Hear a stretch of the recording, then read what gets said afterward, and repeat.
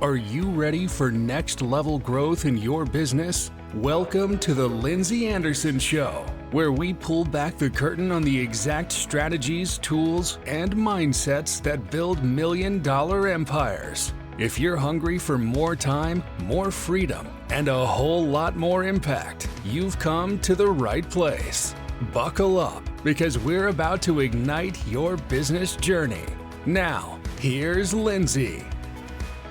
Hey, everybody. Welcome to this episode of The Lindsay Anderson Show. I am so excited for today's guest, Mr. Peter Wishnie. Now, Dr. Peter Wishnie is a powerhouse in the healthcare and leadership world with over 34 years of experience as a practicing podiatrist. Now, a full-time coach for healthcare practitioners, Dr. Wishnie brings unparalleled expertise and insight to help professionals navigate the complexities of running successful practices while maintaining a healthy work-life balance. A certified leadership coach, accomplished keynote speaker, and an author of two highly regarded business books, Dr. Wishnie is on a mission to empower the next generation of healthcare leaders. His transformative coaching has already inspired countless practitioners to elevate their careers and create thriving practices. So excited to welcome Dr. Peter Wishnie to the show. Welcome to the show. Thank you, Lindsay. It's great to be here and great to be with you on the show. Yeah. So, how did you get into coaching other healthcare providers? Yeah, it's a great question. 34 years ago, I opened my own practice at 29 years old, never worked for anyone in my life. It was a struggle at first. I didn't have any mentors or anyone to help me with running my practice. I owed about $300,000 between student loans, the practice loan, and a credit line. I was losing about $8,000 a month after 3 months. And you're a doctor. This isn't supposed to be happening. Right. Yeah, but they don't teach us how to run a business in medical school. And no one knows how to do that. Doctors love to be doctors, but they want autonomy. They want to be their own boss, but they don't know how to do that. And which is what happened to me over time. But I took some business classes. I'm my own coach. And then I learned how to do this. And then I just fell in love with actually running the practice. Equally as like my passion for taking care of patients, so that both passions were about equal in the energy levels. And I then also started coaching other doctors because they had the same problems and I want to help them. So so I've been doing this for 13 years. Was there like a pivotal moment for you where you're like, I am now going to not be a podiatrist anymore, and I'm going to give into this other passion of mine, which is actually helping other healthcare providers? Yeah, so I grew my practice and sold my practice to private equity a couple of years ago. I had 5 other doctors working for me, and not one of them wanted to spend the money and put in all the time and energy that I do in my practice. So I sold it to private equity because this is my new passion. This is something I want to do full time. And I started that this year, January 1st of this present year, sold 2024. And that's how I exited the practice. But I teach doctors from day one that they need to plan for the exit, even at a very early stage. Can you expand on that a little bit? How does one plan for the exit at even if it's my second day in business there? So you don't have that mentality because you just want to like all the doctors, and it could be accountants or lawyers, professional practices, they're working in the business. It's like the chef who also owns a restaurant. They're probably spending more time learning how to cook versus running the show. So how do you do this is very simple. From day one, you put systems in place. You put systems, like everything is written down, just like McDonald's. And that's who started all the franchising. So how the front desk won, how they answer the top 15, 20 questions that patients will ask you, call you. Every little detail needs to be written. And I had the luxury between the end of my residency and the start of my practice to implement the systems and write everything down. So now you have a cookbook, you have a manual that you could pass on to someone else, right? And that actually, believe it or not, private equity loves that, increases the value of your business, having the systems in place. And that's the first thing you would do. Okay, systems.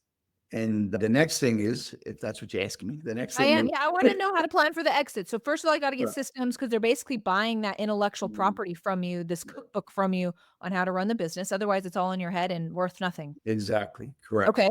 And what do other private equity companies or doctors who are going to buy your practice want? They're going to look at your numbers. Yep. Keep all your financial records clean and easy to present to someone else. Key performance indicators. Okay. Tell us about that. So doctors are busy in their practice and they don't take the time to look at their numbers. And I always say that they end up having more month than money. What that means is that it's the 28th of the month and there's only 2 or 3 more days left in the month and they don't have enough money to pay all the bills. And they don't even know how much money they brought in until the 27th or the 28th of the month. So the first thing to do is look at your numbers daily, weekly, monthly, and quarterly. And which numbers every team member, and that's the great thing about this, is that doctors are not the ones to run the numbers. The CEO of a company gets the numbers given to him or her, right? And then it gets analyzed by the team. And CEO just looks at it and then has a meeting and says, yeah, I agree with this. Let's do this. Let's do that. Every team member, every staff person has a statistic, such as the front desk person will have, what do? They make sure the appointment book is full with productive patients. They actually make sure patients keep their appointments and collect monies at the time of service. All three things are measurable, can be put on a graph, and then it can be weekly presented to the doctor owner. And that staff person will say, okay, let me tell you what happened this week because you're there treating a patient. I'm up here. I know what's going on here. I'm going to tell you why patients didn't show, what they were saying on the phone. I'm going to tell you why patients didn't pay their copay deductible. But this is my action plan for this week to get those numbers back up. So we think we have to do everything. That's the real problem of anyone who owns the business. I call that leadership. We are all leaders, and leaders need to know how to delegate. With that delegation, guess what happens? You do everything yourself, or nothing gets done because you don't have the time. And when you get around to it, it's still not being done the way you want it done because you're just doing it so quickly. And learning how to lead is going to get you more time in the end. I like that. I want to say that again. Learning how to lead is going to get you more time in the end because you really can't expand a business without a team. And then who are they following? If it's not you and if you're not a great leader, then things aren't going to go very well. Exactly. What I find really interesting, I know you've been counseling and helping people in the medical field, like what you're talking about here, plan for the exit, having those systems, learning how to be a good leader. Can you expand like that is any business? Have you experienced that there's a nuance for healthcare providers, or would you agree with that statement? I agree with that statement. My fiance, we go to restaurants, go out to dinner, and she sees how I'm assessing all the systems in place. Like I was just at an eye doctor today, and the doctor is amazing. The staff is amazing. They have 2 people, but they only have 2 people. And my appointment was 8 o'clock, but the staff didn't come until 9. And I guess that's their arrangement. So now I didn't get seen till about 8:30 because the doctor is not only seeing the patient that's in front of me, helping that patient with their contact lenses and checking the patient out, checking the patient in for that first hour. That's, to me, it looked exhausting because what are our strengths? What do we get paid for? We get paid to be a doctor. And what is your dollars per hour? This is an important statistic, dollars per hour. What are we worth? And why are we providing certain care when it's less than what we are worth? So checking a patient in and checking them out, that's not what we're getting paid to do. So we need to train someone and get them better. Like every business, you're talking about business, every business has this problem. And it's been the problem from the turn of the century. We think it's just since COVID, but it's been ever since I've been practicing since 1989, ever finding really good people. The only difference between now post-COVID than before is that for in a doctor's office, we're getting our good staff poached by hospitals, offering them more money and more benefits, but then they work them like slaves. And so they don't have, oh, Mary at the front desk needs the day off to take grandpa to the doctor. And it's a small mom and pop doctor's office. Yeah, go ahead, take care of your grandpa and come back. You can never have that happen in a big institution. Restaurants, you remember post COVID, how long you waited to get a table or Still to get waiting. food board? Yeah. Still waiting because you can't find a server anymore. Anybody wants to do these great jobs. And then what happens? They increase their salary. Everybody's salary goes up. But I'm not thinking the service and the return on the investment has improved. Just to keep them. And that then who suffers? The client, the customer, the patron. We all suffer in the end because we have to pay for the increased cost of service. That's right. Now, I have a quick question for you back on the systems piece. Would you consider yourself, Peter, more of are you a systems person just generally, or are you more of this like, I have a new idea all the time kind of person, and like systems are like, I'm resistant? What kind of person are you? Or are you somewhere in the middle? Oh, I love this question. Okay. So we talk about systems and having everything written down, but systems continually change. And yeah, so I'm also a creator. And since the beginning, I have what's called my Rainmaker Day. So every Wednesday I took off to work on the business, not being a doctor. And that's the day I created. That's the day I put in the marketing plan and gave it to the marketing person. Or we had meetings together and created new ideas to help grow the practice. That then means in turn, you have to change the systems. And that's okay. So systems are not written in stone. Oh, I got my systems. It's done. 3 years later, what got you there, right, is not going to get you where you want to go. So I love systems, but as long as we know they're flexible and allows room for creation. And it's the same idea with, I'm a planner. Okay, this is what I'm going to work on this month, this quarter, and this is how I'm going to do it. And these are my action steps. I don't think most people understand this. When you are planning and people think you're rigid, everything is at 9 o'clock, I'm going to do this. At 10 o'clock, I'm going to do that. I'm going to do that whole Pomodoro, like 25 minutes on and 5 minutes off and work like that. But when you are planning, you are actually allowing for flexibility, because if something happens, one of your family members needs you. Okay, you have this in your plan, you can move things around. So you have to be flexible with the plan, but running your business by the seat of your pants just gives you lack of clarity and gives you anxiety. That's where anxiety is from, lack of clarity and having so much stuff in your head and it's not written down. Get it out of your head, put it down, and you'll have more clarity and less anxiety. And you allow for the flexibility if there are emergencies and things like that. I love that. Couldn't agree more.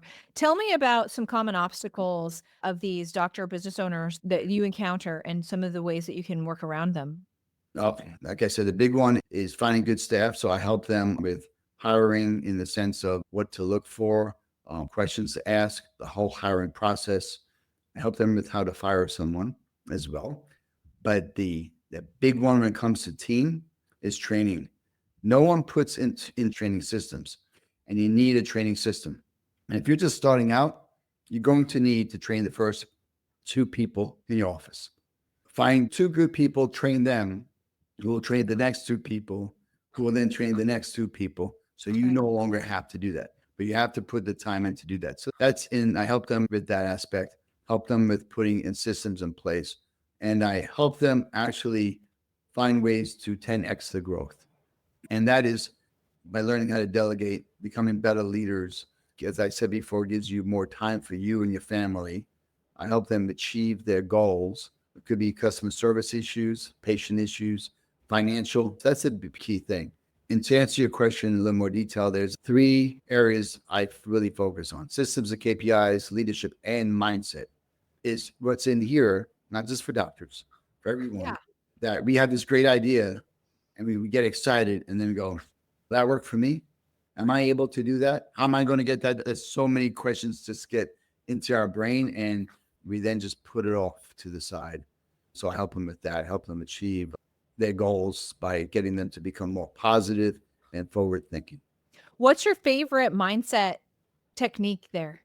Oh, it starts off with the first thing you do in the morning. I wake up early where it's quiet and no one's up.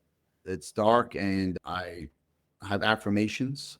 I have my own affirmations called from in an app, typed in an app called Think Up app, and I put Okay. music to it. I put my headphones on it. So I record my affirmations and into this app, and I apply music to that, and I just listen to it.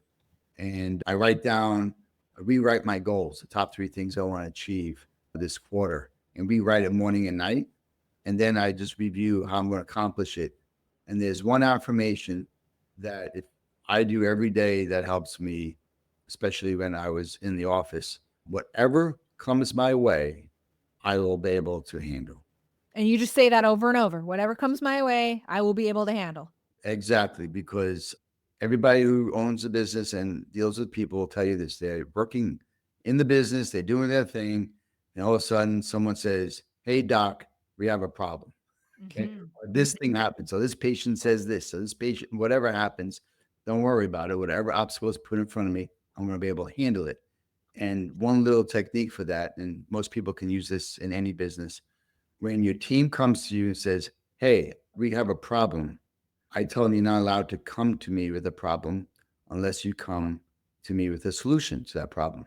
There's several reasons for that. When your team member solves the problem and you agree with that solution, you now empower them to take hold of their position and making decisions and becoming a leader in their own area where they don't keep on bothering you all the time. Because now I go, I trust you. You believe in our vision and our mission. You come up with great solutions. Just go for it. You don't always have to disturb me for little things. If you have a fire that's starting, I think I should be told. Yeah. You talk a lot about leadership. You talk a lot about team building, finding the right people and training, you mentioned as Mhm. common obstacles that many doctors don't really work on. Is there any other obstacles in there when it comes to like leadership and management style that you run into? Doctors who handle and take insurances, they have lots of obstacles because you're dealing with what I call everyday nonsense. Mhm. For example, if the patient needs an MRI or some procedure, it has to be pre-certified in a lot of insurance companies. You could put in a written certificate, and they'll probably deny it because they want you, the doctor, to get on the phone with the doctor of the insurance company. And once I get on the phone, "Hey, doc, you on the phone?" "Yeah, and they say, "Yeah, I'm on the phone too." "Okay, it's approved." Basically, they really don't care because probably 9 out of 10 doctors don't get on the phone because they're too busy. The MRI is no longer approved and the patient can't get an MRI. But, if you get on the phone, they approve it. So it's just a game. It's just a money game. So that's an obstacle. That just slows everything down. Overhead, how to keep your overhead low and increase your profitability. But that's just looking at your numbers every day, getting a P&L. Believe it or not, doctors don't look at their P&Ls regularly. And it should be looked at every single month, not quarter, every single month. Got to know those numbers. That's the game of business right there. How do you Yeah. know what the score is if you're not looking at that? That is a great analogy. And that's the analogy I use. It's absolutely true. I love that. So, what do you see as the future of building businesses, the future of what you're doing here? Okay. In any business, small business in the United States is just, it's booming. I love running my practice for 34 years. I love creating. Look at your practice as you're creating something, you're making something happen. And take the time, like every single day, to say what great things occurred today. And because you're amazed at this time of the year, I tell everybody, open up all your planners, open up your phone, look at all the pictures from 2024, and look at all the great things that happened I this love year. that. Because most people, what they do is, oh, it's 2025, the ball drops, Happy New Year. And everybody says, oh, I hope this year's a better year. Who said 2024 was a bad year? You just want it, every year should be hopefully better. But look at your phone, look at all the great things that happen in your life, because it's so easy to find the negative things, the bad things, because it's just the way our brain works to protect ourselves from future harm. So it's easy to see the bad things, but look at all the great things. And running a business, it's going to constantly change. I don't care if you're a doctor, if you own a restaurant, no matter what business you own, things will constantly change. And that's what keeps us on our toes. That's what allows us to provide better service to our customers, because this is what we do. We are there to help other people. And the more people you help, this is the key. The more people you help, the more you will receive in return. So don't focus on yourself, except for when it comes to your health and your family's health, of course. But I'm talking about in the business, focus on helping other people, your team and your patients, your clients, your customers, help them get what they need. And then you will definitely get what you need, probably a lot more than you need. Tell me, you've done a lot of things. You've been a podiatrist, you sold your practice, now you're consulting others. What is one thing after these 34 years that you wish you would have known before you got started? Can you boil it down to one thing? Down to one thing. I wish I had business training in medical school to get me started, or at least in my residency, because you probably forget it by then. Just basically understanding, this is a simple answer. It's a very simple answer. How to basically interact with all kinds of people that you come across in your practice, mainly your team, your staff. Okay. Because I couldn't keep an employee save my life for the first couple of years. Because I'm from New York and we're like, okay, how come you're not working? How come you're not doing what you're supposed to be doing? And taking my own work ethic and putting it on them and realizing that's not how you lead. And you lead by actually understanding the people, getting to know them better, and showing your team how much you care. And then they'll turn around. And if you have a good person, they'll be very loyal to you. So I wish I knew that. Thank you so much for sharing your wisdom on the show, allowing us to talk to you today. Before I let you go, I'm going to turn the time over to you. Let everybody know how to find you and anything else you want them to know. Great. Thank you. You can reach me at like Dr. Wishnie at gmail.com. I'm on Instagram as coach_Peter Wishnie. If you email me, I will send you the 25 ways to get $25,000 that your practice is leaking. So I'll send you that PDF. Thank you so much for coming on the show today, Dr. Wishnie. Appreciate you. Thank you. There you have it, folks. Another awesome episode of The Lindsay Anderson Show. Now, if you are looking for my simple social media system that will allow you to attract high quality clients online, make sure that you do not miss my upcoming workshop. All you need to do is head over to lindsayaa.com/workshop. And during this workshop, I'll share with you my simple 4-step system for attracting and converting high quality clients online for your service-based business. That is lindsayaa.com/workshop. Thank you to everyone for joining me today. Another big thank you to Dr. Wishnie for sharing his insights today. Thank you for joining me, and cheers to you and your success. That's a wrap for today's episode of The Lindsay Anderson Show. If you loved this episode, don't forget to subscribe, leave a review, and share how you're leveling up your business. Want more? Connect with Lindsay Anderson and get the tools you need to crush your goals at lindsayaa.com. Until next time, keep pushing, keep growing, and turn those business dreams into reality.